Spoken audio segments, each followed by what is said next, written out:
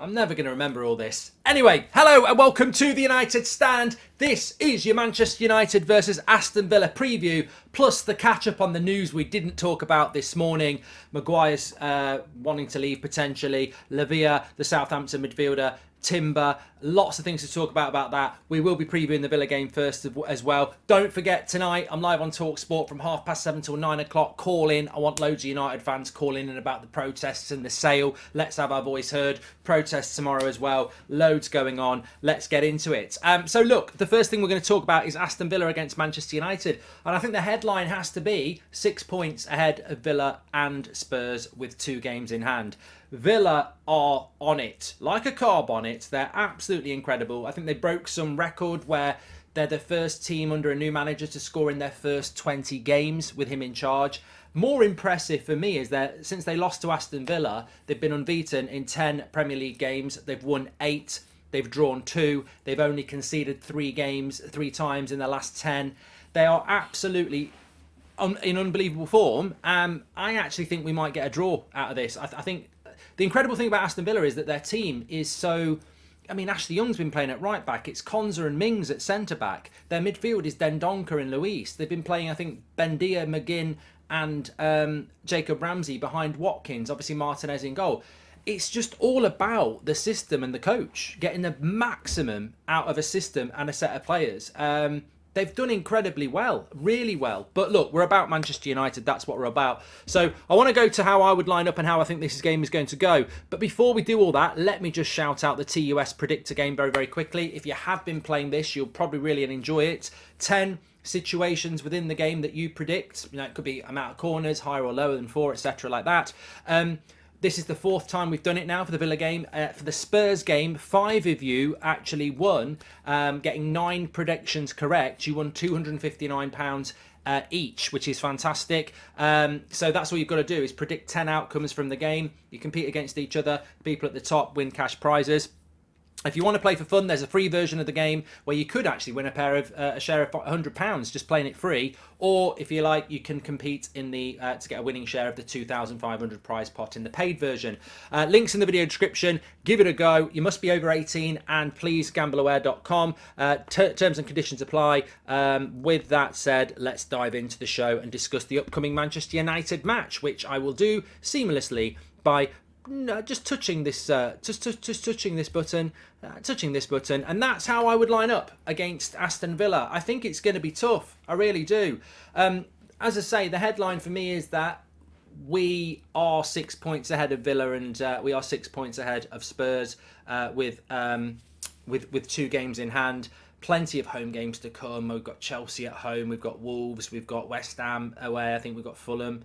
Bournemouth away, I think, as well. There's plenty of points for Manchester United to play for. I mean, look, maybe of more concern is Liverpool. We've only got a game in hand on them, and they're 7 points behind us, but it's well within our hands. You get to 70 points, you get top 4. We've got 60, and we've still got 7 games to go. I think lineup-wise, I don't know much about what the injury status is, but the first thing you should notice is, and hear me out, I'll play Sabitzer at false 9.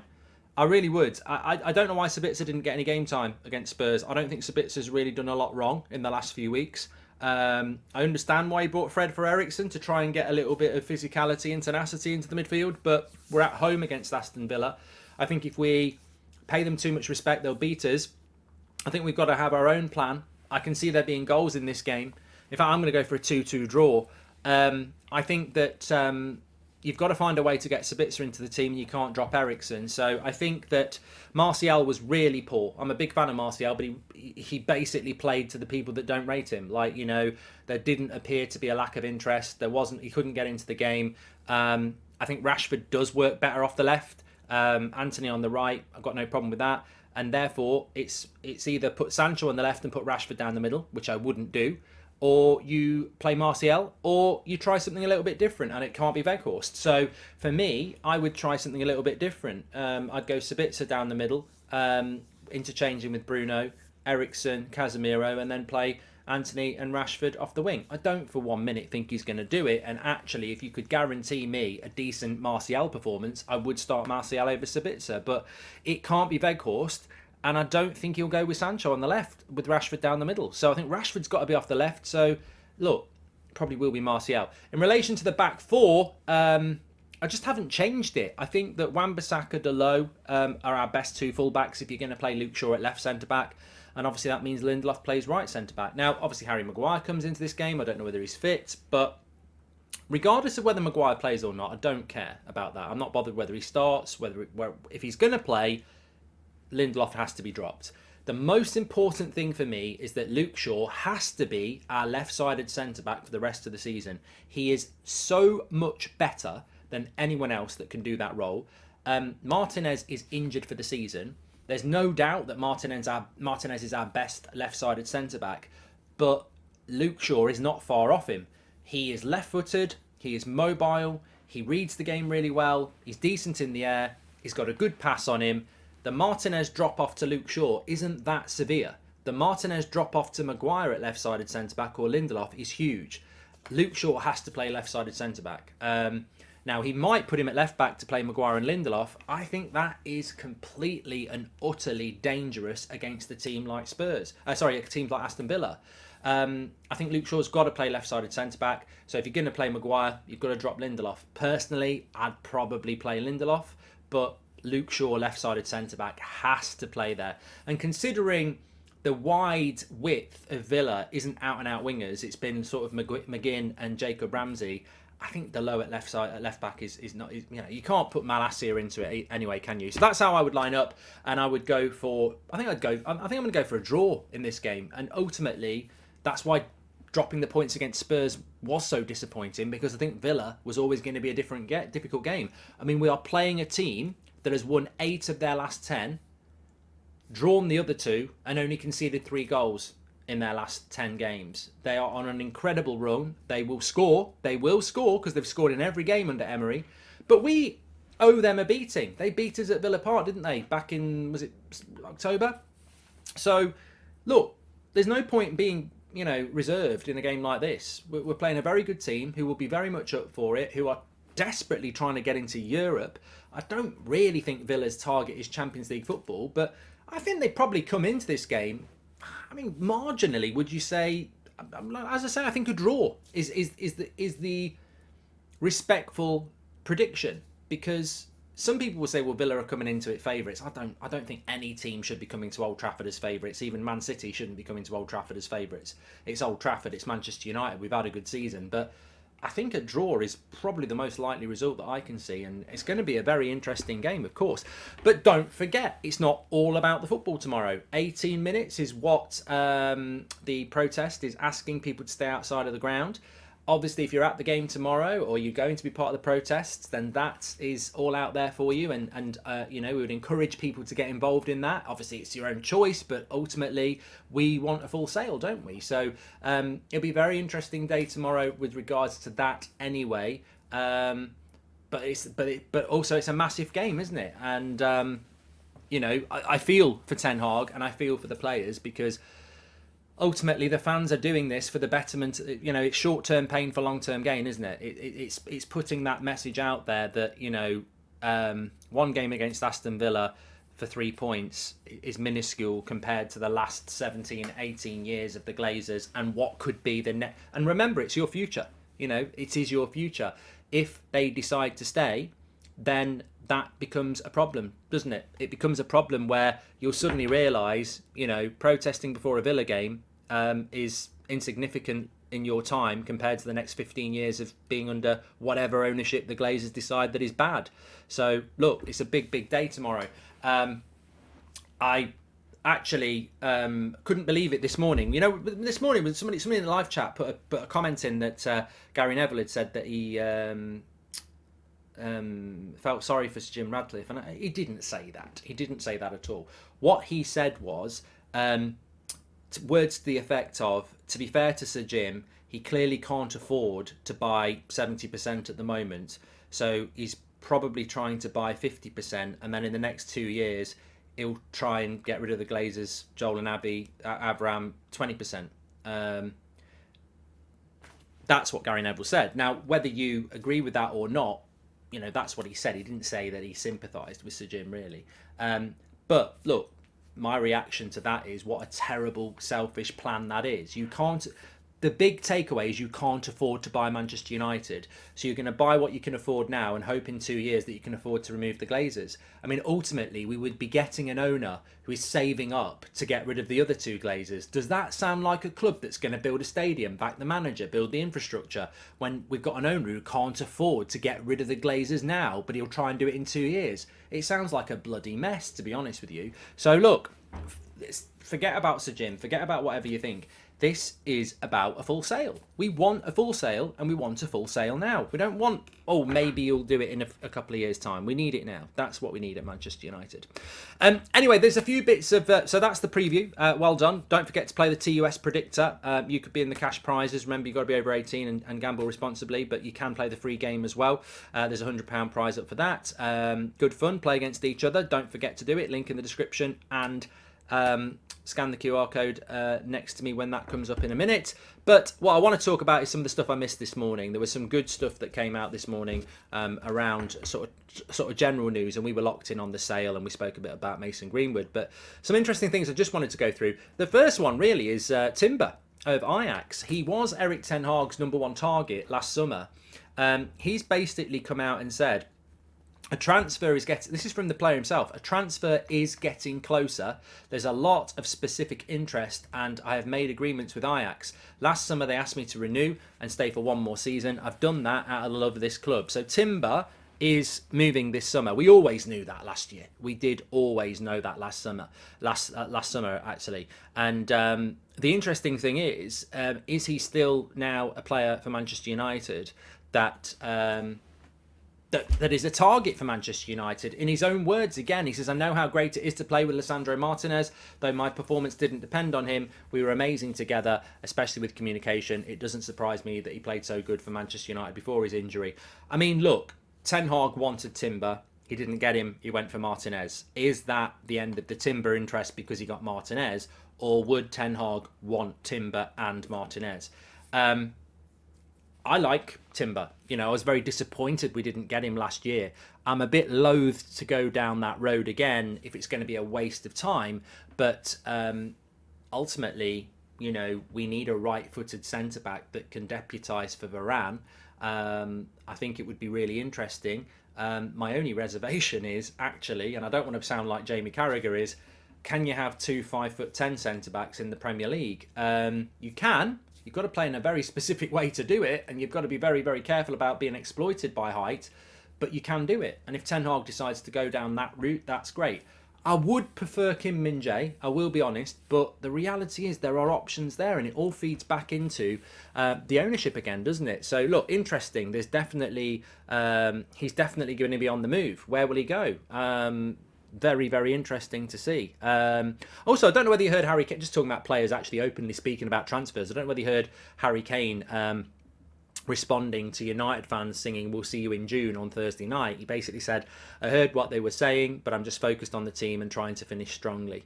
And he smiled when he said it. So, you know, Harry Kane is clearly going to be the target for Manchester United. Another target I'm really interested and intrigued by is this story in The Independent saying that Ten Hag admires Southampton's Romeo Lavia as a potential long-term successor to Casemiro. Well, look, you don't need to go and look at, you know, the tactics experts on bloody Twitter to understand how admired Lavia is in the game. You know, he would be very, very welcome at Manchester United. He has got that potential but current deliverance in a Southampton team, albeit it's been relegated, but he's been, you know, in some ways, look, just ignore relegation. Like Roy Keane got relegated and we played a British transfer world record for him when we signed him, when Forest got relegated, and he became one of the greatest players we've ever had. Just because you're getting relegated doesn't mean you're rubbish. He would be very welcome at Manchester United, and certainly I like the successor to Casemiro thing, because I think, yes, that's exactly what he could do.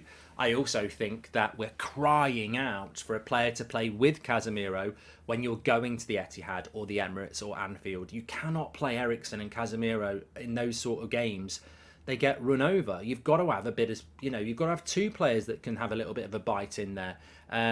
So look, he wouldn't just be coming to United to sit on the bench as a deputy to Casemiro. I think he'd get to play next to Casemiro a lot as well. So I would welcome this type of a signing, of course. The issue we've got is he was formerly of Manchester City, and Manchester City have got first refusal. So it's very difficult for United to sign him if Manchester City and Pep are like, well, we want him, or maybe they've got some sway to say don't sell him to Manchester United. I don't know. Look, so they had it with Sancho, and we still got Sancho from Dortmund, so it can still happen. But I'd love that to develop. I really would love that to develop into something, because I think it would be, really, really interesting. He's a really interesting profile of a player with that ability, and I like those sort of signings that have got years ahead of them where you can develop them more as well, and they're going to hopefully get better. Also in the Mail, we were going to talk about this morning. So the Mail say that Harry Maguire is growing increasingly fearful that his shadow is going to overtake him next time he plays because he's that slow. No, it's a joke. It's a joke. It's a joke. You've got to try and bring a bit of banter in. No, Harry Maguire is growing increasingly fearful he may have to leave Manchester United this summer due to the lack of faith shown in him by the manager. He wants to stay and fight for his place, but he has concerns about his future under Erik ten Hag. Well, I think this is only natural, isn't it? I think that, it doesn't massively surprise me at all, if I'm being honest, because I think that, at some point, reality's got to kick in.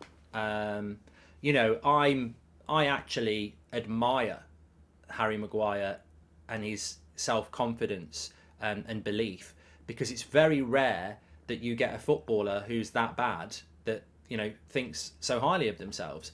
He really does think that he should be starting games. He's got nothing to prove. I mean, these are his words, not our words. He has a very high opinion of himself, and I think I admire that. Of course, it might be naive, but I admire that. And when I say it's very rare that you get a player who has such high confidence but isn't anywhere near that in ability, I wish Maguire was fit against Spurs, because I think we could have done with him coming on. I do. I think we should have gone to a back five and try and hold that out. We were all over the place. Midfield had lost the battle. Get a back five on, hold on to 2-1. He was injured, so look, I don't think he's completely useless. But I do think he's nowhere near good enough to start for Manchester United. I've said it time and time again. I genuinely do think that Chris Smalling's a better centre back. I do. It's not. I'm not taking. That's not to be clipped as a joke. I genuinely think Chris Smalling's a better centre back than Harry Maguire, and I can't believe we sold Chris Smalling for 15 million and spent 80 on Harry. But if he's starting to realise that he might have to leave because he's not going to get game time, in a way, I think that's silly on Man United's part. I mean, why does it take? In fairness to Maguire, why has he got to figure that out for himself? Why has he got to figure out that he might have to leave in the summer even though he doesn't want to because he's not getting the game time? He should be being told that. He should be told that, you're not part of our future plans and we do want to sell you. So whatever happens, there needs to be a plan with Maguire. He's the captain of the club.